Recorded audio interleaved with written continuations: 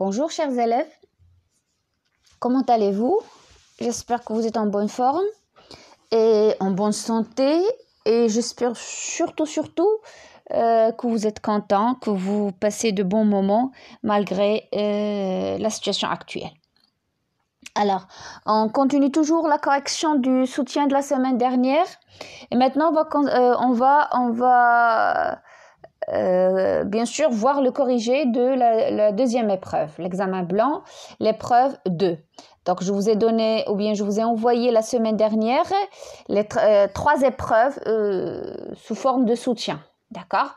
Donc un travail qui est à mon avis important à faire. Pourquoi? Pour continuer à garder ses connaissances, pour continuer à mobiliser ses connaissances et surtout pour ne pas perdre ou bien avoir un niveau qui baisse ou bien qui diminue. Alors aujourd'hui on va continuer notre correction avec ce texte. Le texte de la première épreuve, c'était une lettre. Maintenant, on va voir dans ce texte de quoi il s'agit. Alors, partageons la route. Les automobilistes, les motocyclistes, les cyclistes et les piétons doivent se partager la route. Chacun doit être prudent, vigilant et attentif aux autres pour éviter les dangers. Les gros camions, les autobus, les voitures et les 2 roues roulent sur la chaussée. Le trottoir est réservé aux piétons qui doivent marcher le plus près possible des maisons en faisant attention aux cyclistes et aux enfants avec leurs patins à roulettes et aux personnes en situation de handicap. Piéton, quand tu veux traverser la chaussée, tu dois t'assurer que la voie est libre. Regarde à gauche, à droite et puis à gauche. S'il y a feu de signalisation tricolore, rouge, jaune, vert, attends que le feu passe au rouge pour les véhicules pour traverser sans courir. Donc, Martin Géant. Donc, vous l'avez constaté, c'est un texte aussi simple, mais c'est un texte quand même qui parle de la sécurité routière, de la route et de l'utilisation de la route avec quelques conseils et quelques explications. Alors, on passe à la compréhension. On va voir quelles sont les questions de compréhension demandées ici. À quel type appartient ce texte? De quoi parle le texte? À qui s'adresse ce texte? Quel est l'espace réservé aux piétons? Coche la bonne réponse. La chaussée, le trottoir, la piste cyclable. Quand le feu est rouge pour les véhicules, le piéton peut traverser, vrai ou faux? On tourne la bonne réponse. À quoi dit-on faire attention sur le trottoir? Ou bien à quoi doit-on faire attention sur le trottoir? Complète cette phrase. La chaussée est destinée. Que doit faire le piéton pour traverser? Et on passe aux réponses. À quel type de texte appartient ce texte? Bien sûr, c'est un texte informatif et injonctif. D'accord? On ne peut pas vraiment choisir un type. Et nous l'avons dit, on a dit que des fois on se trouve dans des textes qui appartiennent à un seul type. Je dis que c'est un texte narratif. Il est explicatif. C'est un texte injonctif. C'est un texte descriptif. Mais des fois, dans le même texte, on peut trouver des caractéristiques qui nous laissent comprendre qu'il ne s'agit pas d'un seul texte. Et en classe, nous l'avons vu avec le texte narratif descriptif. D'accord? On comprend qu'il s'agit d'une histoire, on raconte, mais en même temps, tout en racontant, on décrit. Donc ici, je ne peux pas dire que c'est seulement un texte narratif, comme je ne peux pas dire que c'est seulement un texte descriptif. Dans ce cas, je dis que c'est un texte narratif descriptif. Des fois, je peux trouver narratif explicatif. Toujours on raconte, mais dans le texte ou bien dans l'extrait qu'on a, on raconte tout en expliquant bien, tout en informant, ainsi de suite. Donc là aussi, c'est la même chose. Là aussi, dans ce texte, on donne des informations. On a compris qu'il y a des informations données. Mais en même temps, on vous donne des conseils. Donc, il y a des informations, il y a donner des conseils ou bien exprimer quelques obligations que doivent faire les piétons, qu'est-ce que tu dois faire, à quoi tu dois faire attention. En même temps, on vous explique qu'est-ce que tu dois, on vous explique la chaussée, comment il faut utiliser la route, ainsi de suite. Alors, donc dans ce texte, on a ces deux types en même temps. C'est un texte en même temps informatif et injonctif. Nous l'avons constaté à travers les caractéristiques qui se trouvent dans le texte.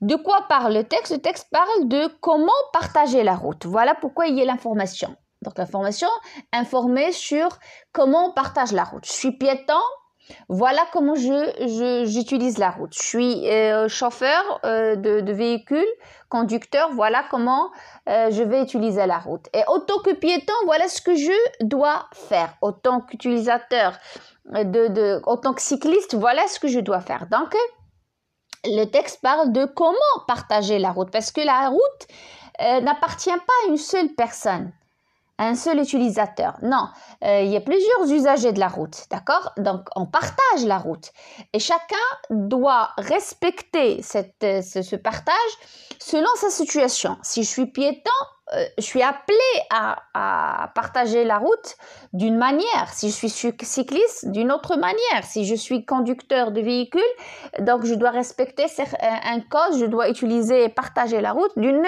manière aussi différente que les autres. Donc ça, c'est le partage de la route. À qui s'adresse ce texte? Donc le texte s'adresse à tous les usagers de la route. C'est les personnes qui utilisent la route. Donc usagers, c'est-à-dire utilisateurs.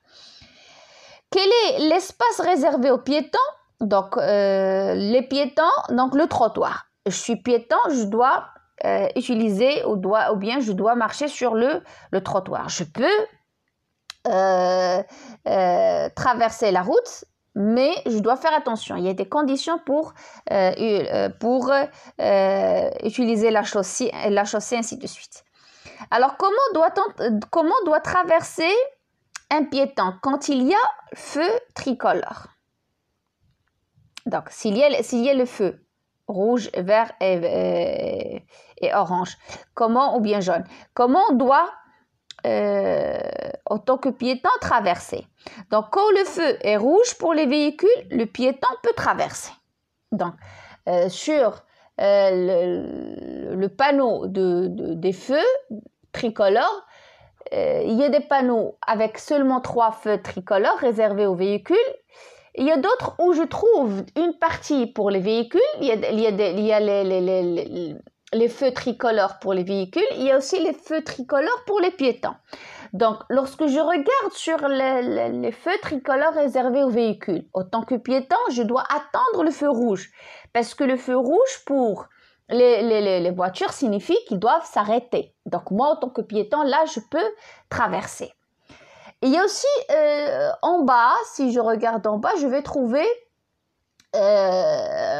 des feux tricolores qui sont tout petits, inversés. Dans ce cas, ils sont réservés aux piétons. Donc, j'attends le feu vert. C'est l'inverse. D'accord? Et je crois que vous l'avez déjà vécu, cette situation. À quoi doit-on faire attention sur le trottoir? Alors, on doit faire attention aux enfants avec les patins à roulettes, parce que les enfants avec des patins à roulettes, ils ne peuvent pas vraiment être sur la chaussée ou bien la piste cyclable. Donc, ils circulent sur le trottoir. Donc, je dois faire attention à ces enfants et aux personnes en situation d'handicap. Complète cette phrase. La chaussée est destinée aux... Donc, la chaussée est destinée aux camions, autobus, voitures, 2 roues. Donc, elle est utilisée aux camions, autobus, voitures, 2 roues. Et non pas aux piétons. En tant que piéton, si je vais utiliser la chaussée, c'est pour traverser seulement. Pour traverser, pour passer d'un côté à l'autre côté, d'accord? Mais je ne marche pas sur la chaussée, je n'utilise pas la chaussée. Pourquoi? Parce que ça présente un danger pour moi. Que doit faire un piéton pour traverser? Il doit regarder à gauche, à droite, puis à gauche. Donc, il doit faire attention. Il ne doit pas traverser sans faire attention. Il doit regarder à gauche, puis à droite, puis à gauche, puis il traverse. Maintenant, on passe aux activités réflexives sur la langue. On va former un adverbe à partir de chacun des mots suivants. Donc, on a danger, on a libre. Donne le contraire des mots suivants, attentive, prudent. Pour la grammaire, transforme cette phrase en phrase interrogative avec inversion de sujet. La charrette ou bien les charrettes sont autorisées sur cette voie. Quelle est la fonction des 3 adjectifs qualificatifs de cette phrase? Chacun doit être prudent, vigilant et attentif aux autres. Refais la phrase en utilisant comme et parce que, on exprime la cause. Il n'a jamais eu d'accident car il respecte le code de la route. Souligne le complément d'objet direct dans la phrase suivante. Ce texte adresse un message aux usagers de la route. Indique le rapport exprimé par chaque comparatif. Est-ce que c'est la supériorité ou bien l'infériorité? Les jeunes conducteurs sont moins prudents que les anciens. La moto est plus rapide que le vélo. Passons directement aux réponses. Danger, donc on peut dire dangereusement. Donc danger, c'est le nom. Je passe à l'adjectif dangereux, puis je forme l'adverbe dangereusement. Libre, librement. Donc voilà. Donc pour les 2 mots, on a donné des adverbes. On va donner le contraire de attentive, inattentive. On ajoute un préfixe. Prudent, imprudent. D'accord? Pour la grammaire, première phrase. Donc, les charrettes sont-elles autorisées sur cette voie? Donc, on a transformé en phrase interrogative en inversant. D'accord? Les charrettes sont-elles autorisées sur cette voie? La fonction de l'adjectif ici, c'est un adjectif attribut. Voilà. Pourquoi? Parce qu'il est placé après un verbe d'état. Être. Attention. Être. Doit être. Il doit être. Donc, c'est être ici qui donne un sens aux adjectifs. Donc, être prudent, être vigilant et être attentif. Donc, ici, la fonction de ces 3 adjectifs, ce sont des adjectifs attributs. Refais la phrase. Donc, avec comme, on peut dire, donc, il n'a jamais eu d'accident car il respecte le code de la route. Avec comme, on va dire, comme il respecte le code de la route, il n'a jamais eu d'accident. Il n'a jamais eu d'accident parce qu'il respecte le code de la route. Voilà les bonnes réponses. Et comme on l'a dit, c'est toujours au début de la phrase. Maintenant, souligne le complément d'objet direct. Ce texte adresse quoi? Adresse un message. C'est le complément d'objet direct à qui? Aux usagers de la route. Donc ça, c'est le complément d'objet indirect. Et dans la consigne, on nous demande seulement le COD. Indique le rapport exprimé par chaque comparatif. Bien sûr, on a dans la première phrase moins que, donc c'est l'infériorité. Et dans la deuxième phrase, on a plus que. Donc ici, le rapport, c'est un rapport de supériorité. On passe à la conjugaison. Conjugue les verbes entre parenthèses au temps demandé. Donc mettre au passé composé, négliger à l'impératif présent, s'arrêter au présent de l'indicatif, être à l'impératif présent, vouloir au conditionnel et être au futur simple. Pour l'orthographe, on complète par les homophones a, en, ou et ou. D'accord? On met au pluriel les noms composés un porte-avions, les CPC, et on réécrit les mots en ajoutant les accents. Donc, on passe aux réponses, on va voir. Donc, en agissant comme ça, il a mis en danger tous les autres. Donc, c'est le passé composé du verbe mettre. Il a mis, Ne néglige aucun détail sur la route. Voilà l'impératif présent du verbe négliger à la deuxième personne, du singulier. Nous nous arrêtons, c'est un verbe pronominal, donc nous arrêtons devant le stop, ou bien devant ce stop. Cet arrêt présent de l'indicatif. Soyons tous responsables sur la route. L'impératif présent du verbe être. Mon père voudrait acheter une nouvelle voiture. C'est le conditionnel présent. Et si je rappelle le conditionnel présent, donc on a le radical du futur plus la terminaison de l'imparfait. Alors, quand je serai grand, moi aussi j'achèterai une voiture. C'est bon, voilà les réponses de la conjugaison. Maintenant, on va compléter avec l'homophone qui convient. Selim a aidé, donc l'auxiliaire avoir, la troisième personne du singulier. Une vieille dame a traversé, a ici la préposition. On remercie en le prenant ces agents de police. Ils ont ici l'auxiliaire avoir. Ils ont bien fait leur travail. Où gagnez-vous votre voiture? Donc, où pour poser la question sur le lieu. Au garage ou devant la maison, ou ici la conjonction de coordination qui exprime le choix. Alors, un porte-avions, des porte-avions. Porte ici reste invariable. Pourquoi? Parce que c'est un verbe. Et on rappelle la règle des verbes, des pluriels des noms composés. On a dit seul l'adjectif et le nom s'accordent. Si on a un verbe ou bien un adverbe, donc il reste invariable. Aussi pour les compléments des noms. Mais il y a quelques exceptions. Un laissez-passer, des laissez-passer. Donc je ne vais pas accorder laisser ni passer parce que deux verbes. Trait, on met l'accent grave sur le E.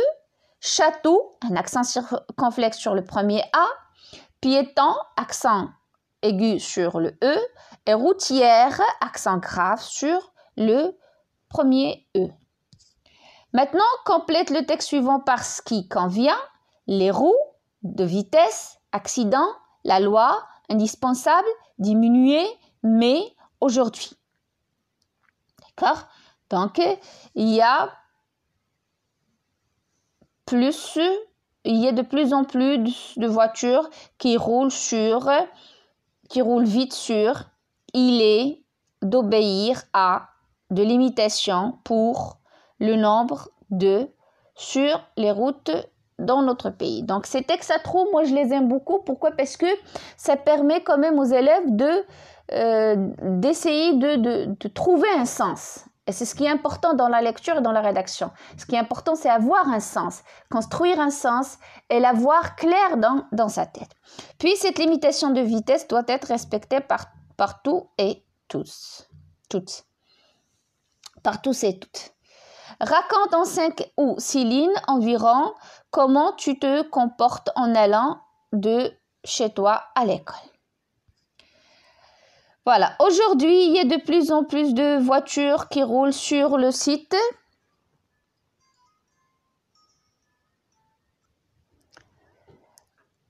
Donc, je m'excuse. Complète le texte. Donc, aujourd'hui, il y a de plus en plus de voitures qui roulent sur les routes.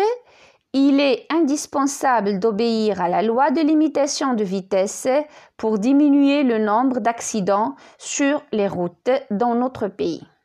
Cette limitation de vitesse doit être respectée par tous et toutes. Voilà. Donc, vous voyez, lorsqu'on met chaque mot à sa place, on obtient un texte clair avec un sens aussi clair. Raconte en 5 ou 6 lignes environ comment tu te comportes en allant de chez toi à l'école. Là, vous allez raconter, vous allez dire comment vous faites pour aller de ta maison à l'école. Bien sûr, n'oublie pas d'insister sur comment tu te comportes dans la route. Qu'est-ce que tu fais? Où tu marches? Est-ce que tu cours? Tu ne cours pas? Comment tu traverses? Ainsi de suite. Voilà. Merci de votre attention. C'est tout pour ce corrigé. Et merci de votre attention et au revoir.